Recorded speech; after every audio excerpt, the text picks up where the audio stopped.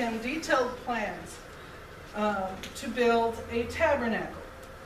And that would be the center point of the camp of Israel. In fact, he gave specific directions on where each tribe was to camp, and they were camped around the tabernacle. And it was to be the focus, just as Jesus is to be the focus of our lives. Okay, I think I know what's going on. The difficult thing is, I think I've got two flannel sets going here. Yeah, that explains a lot. God told them, inside, first of all, the walls were to be made of wood covered in gold on the inside.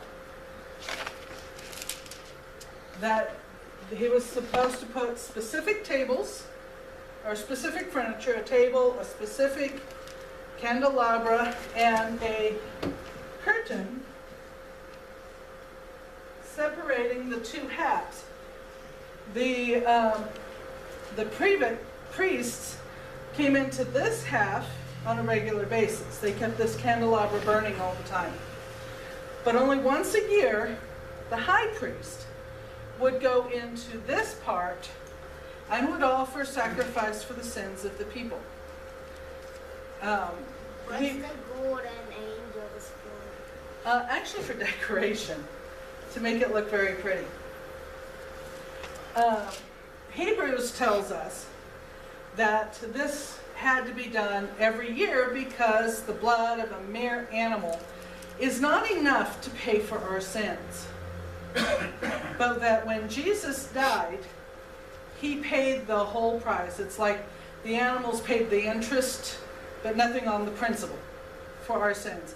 Jesus paid the whole thing off. Jesus' blood covered all our sins, washed them away and removed them.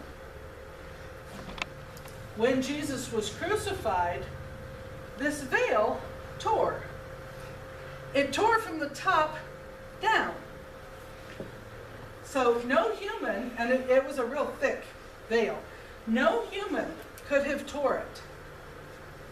So what do you think that means, that God tore that veil down the middle? Why Yeah, my brain does that too.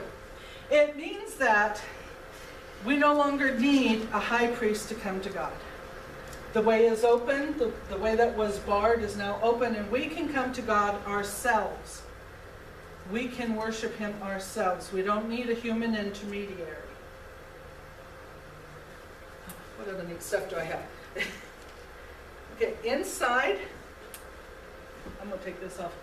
This is the Ark of the Covenant. The Bible has two arks, Noah's Ark, and the Ark of the Covenant, which was a big box. And they put stuff in it. Do you know what they put in it? Treasures. Well, not just treasures. They put the Ten Commandments, and they put Aaron's rod, that we're going to get to the story with Aaron's rod before too long. And they put a pot of the manna in there. Now remember, if the people tried to gather too much manna so they could store it up, the next day it would be full of worms, right? This manna evidently never became full of worms.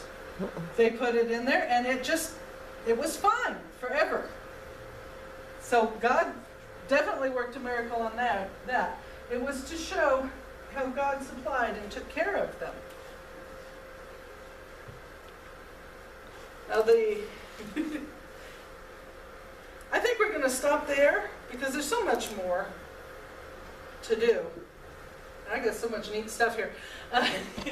So we're going to stop there, and we'll do more about the tabernacle next week. Just remember that we can come to God ourselves because Jesus paid the price. He paid the sacrifice for us. Okay, let's sing our song.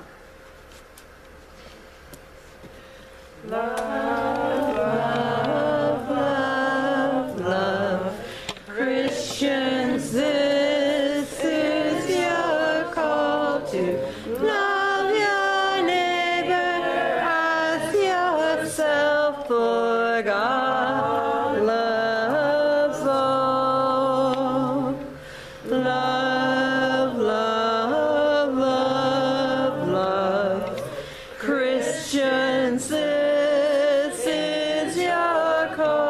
to love